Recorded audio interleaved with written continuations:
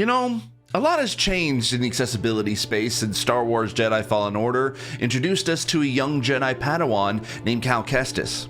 The Souls-like Star Wars tale was revolutionary in providing difficulty options so someone like myself could become a master at lightsaber combat. It wasn't nearly as how we wanted, but we saw in the accessibility community the potential for Respawn to do more. 4 years later, with Star Wars Jedi Survivor around the corner, did that potential hope grow into an accessibility rebellion? Let's find out. Hi, I'm Steve Saylor, I'm blind, and I play video games. To find out how, click here or in the description down below. Also hit the like and subscribe button for more videos. Alright, I'm just gonna say this up front. Star Wars Jedi Survivor is definitively way more accessible than Fallen Order. It isn't perfect, nor fully accessible in key areas, which I will get to in a minute, but Respawn and EA have put in a lot of work to make being a Jedi more accessible, and I may just say, succeeds in being the most accessible Star Wars game to date. But before we get into all the accessibility, let's talk story. Okay, alright, so I've always wanted to do this like narration opening crawl type bit, so alright, here we go. A long time ago, in a galaxy far, far away, it's been 5 years and Cal Kestis has become the Empire's #1 most wanted. He has been trying to thwart them at every turn, but after every threat he neutralizes, the Empire starts 10 more. His crew has parted ways, Cal is left with the Mantis, and everywhere he turns, the Empire keeps getting closer and closer. After a crash landing on the planet Kobo, he finds one spark of hope that could mean safe haven for survivors of the Republic, and potentially a place where Cal can stop running. I could have done that in the Rebels, like Star Wars Rebels voice, but I just don't have that kind of narrator gravitas, so, you know, I did my own thing. Anyway, that's the story without going into potential spoiler territory, but as someone who has been enjoying the recent influxes of great Star Wars lately, this is right up there with one of my favorite tales to date. It not only fleshes out the time period between episodes 3 and 4, but also ties into new areas of Star Wars lore that has only recently been introduced. I think fans both new and old will enjoy this one. As for gameplay, while the same lightsaber combat and platforming are here again, Respawn did add a few things that keep it from being more of the same. You have the same lightsaber stances that Cal ended with in the last game, including single blade, dual blade, and double bladed stances, which are easily switchable at any point and you can swap them out at any meditation spot. But later on you do unlock new stances such as the ability to wield a blaster along with a single bladed saber.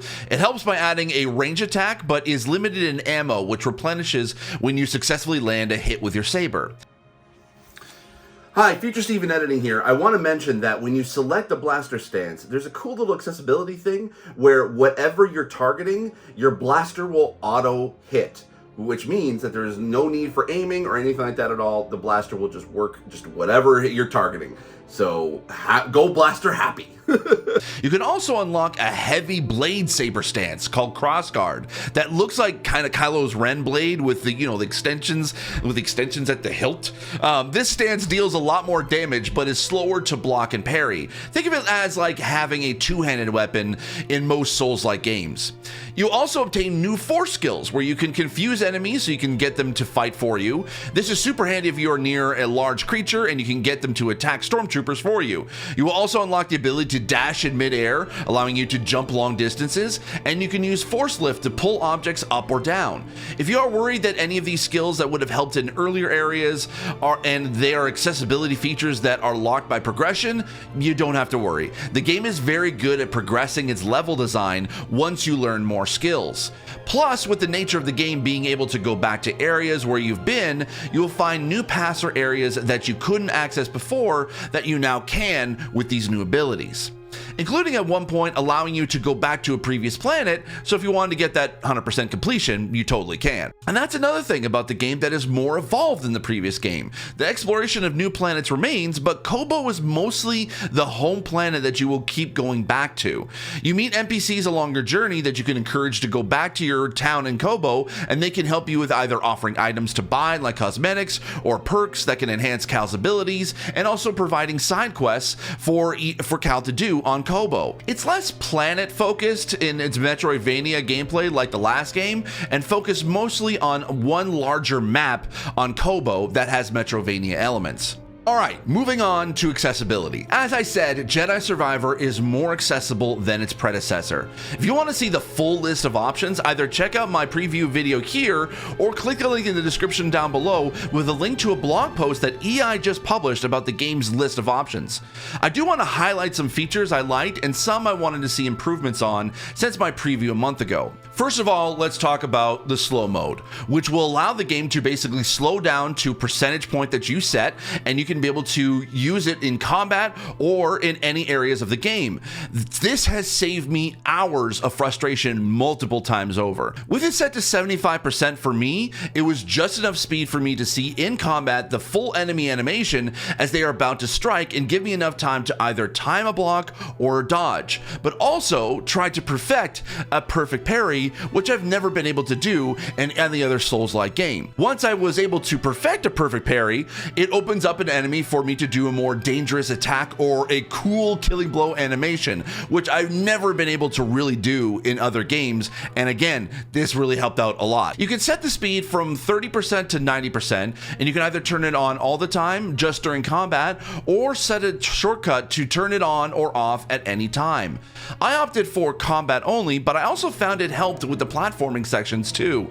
As the platforming gets more and more complex as you gain more abilities, turning on slow mode via a shortcut button allowed me to time out my jumps, dashes, and grapple hook points a lot easier. It's a welcome improvement over Fallen Order, and I want to see this in more games for accessibility. Speaking of platforming, another additional feature that I think a lot of players, including non-disabled players, will enjoy is the disable fall damage option. If you fell in Fallen Order, you would lose a tiny bit of your health. It was okay for a bit if you fell here and there, but often in the sliding platforming sections in Fallen Order, I'd often fall down a lot to the point where I would completely die altogether and start a whole section over again. But in Jedi Survivor, you can disable that, and it definitely came in handy. Which also brings me in regards to about the platforming, an issue I had trouble with it as you get further into the game. As I mentioned, the platforming did get more complex as you gain more abilities, but sadly, with the number of buttons you have to push at precise times, an errant jump, dash, or pull can send you falling down, which I did a lot more in the later part of the game than the beginning and the middle. I don't remember if I fell more in Fallen Order or in Jedi Survivor, but it became more frustrating and took many tries to get past them, especially when you have to hit a sequence of buttons to complete a section only to screw up the last button press and you'd have to do it all over again. It's not like a quick time sequence that we've seen in other games where you have to hit the precise buttons at precise times, but there are many platforming sections where you are basically in mid-air majority of the time, and you're having to either jump to walls to sprint across, or dashes, or grapple hooks, all the same time, and there are very long sequences of that, which I fell a lot and had to repeat over and over and over again. It would be nice to be able to telegraph also where to jump or to climb next to, as I often found the only way for me to know where to go is to jump to a random area to see where the game wanted me to go, fall down so I could respawn over from the beginning again. With how vertical this game is, a ledge guard or less reliance on precise timing with jumps would have helped a lot. Even with slow mode, it didn't matter how slow the game could be, not being able to see where to go into the last section wouldn't have helped. Another option I thought was great but had some implementation issues was the shortcuts feature. I talked about the limitations in my preview, but to summarize, you can set up to 4 accessibility shortcuts to the menu plus face buttons. You can set nav assist ping, audio ping, slow mode, holomap, or photo mode to those buttons. The main problem was that the shortcuts was tied to the menu button, which previously was where the holomap button would be mapped to. But with shortcuts enabled, the holomap button is gone unless you map one of the shortcuts to it. The game doesn't force you to keep one of the buttons set to holomap either, so if you don't do it, you will have no access to it unless you manually remap the shortcuts. So in reality, you only have 3 shortcuts to work with instead of 4. Also, if you push the menu button, a shortcuts menu will pop up in the top corner of the HUD.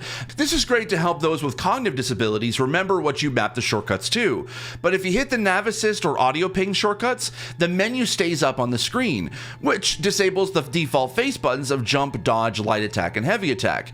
This normally wouldn't be a problem because you can hit the menu to turn the shortcuts pop-up menu off again, but often I forget to, and it took me a second when I needed to hit jump, wondering why it doesn't work, only to realize it was because I had the shortcuts menu open.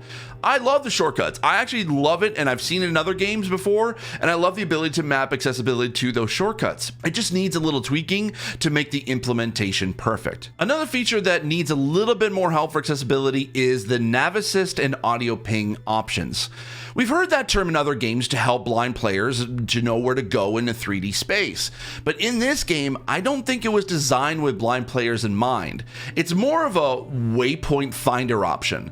The principle is the same. It does give you breadcrumbs to know where to go, and tied with the nav assist ping shortcut, it will give you a directional audio cue to audibly point you where you should go next. But it never tells you vertically where the waypoint is, only just left and right.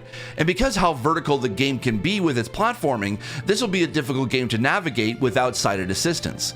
I know why it was designed this way. It was meant as a way for Respawn to help make navigation easier than the map that they had in Fallen Order, which was a common complaint amongst players. They did improve the map quite significantly, but instead of adding functions like a compass or the ability to see waypoint icons in the HUD, the nav assist pings are there instead to waypoint you where to go without adding clutter to the HUD.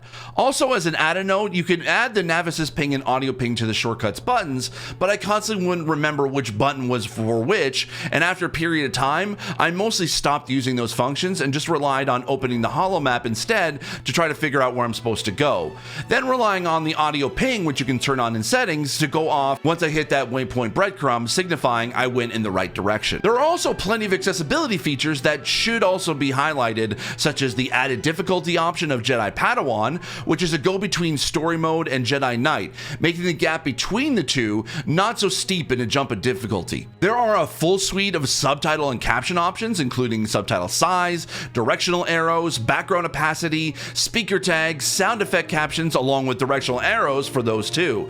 You can also adjust any color in the game for colorblind players. You can remap all buttons with multiple buttons per action on PC, and then remap on controller as well. You can turn on toggles for holds for most interactions. The HUD is much more readable now in Jedi Survivor, including increasing the tooltip UI to be so large that it takes up almost half the screen sometimes. It can be that big. While the default text size is actually much larger now, there is an issue with some text that is a little bit small in some parts of the menus and HUD, but for the most part, it is a much appreciated improvement over the original. Now, overall, Respawn has made a much larger commitment to accessibility in the past 4 years, and it shows. Based on feedback from disabled players from Fallen Order and internal champions within EA and Respawn, this is a game worth trying out if any of the options I mentioned interest you or any of my concerns don't affect your disability. There are some features missing, such as a high contrast mode and menu narration, but the good news is that I was able to confirm with EA and Respawn they are looking to the future post-launch, and those specific two features will be added at a later date. Don't know when that will be, but high contrast mode and menu narration is coming. According to EA's program lead for accessibility, Morgan Baker, she says, quote, "We are far from being finished, but these types of design choices Respawn made are illustrative of how we want to approach making games for all our players." This is really encouraging for not only potential future updates to Jedi Survivor, but adds Respawn as another studio to watch for in the accessibility space. Is this game perfect for all disabilities? No. But like I said, it is the most accessible Star Wars game to date, and I think a lot of disabled players will finally get the chance to know what it truly feels like to wield a lightsaber of their own. I give Star Wars Jedi Survivor for accessibility 3.5 BD1 droids out of 5. Thank you so much for watching. If you have any questions that I didn't answer in this review, please leave a comment down below and I will do my best to answer based on my play experience. Also, while you're down there, could you do me a favor and hit the like and subscribe buttons? It would help make this channel keep growing so I can do more cool stuff in the future. Thanks again, and as always, I remain obediently yours. May the Force be with you. Bye-bye.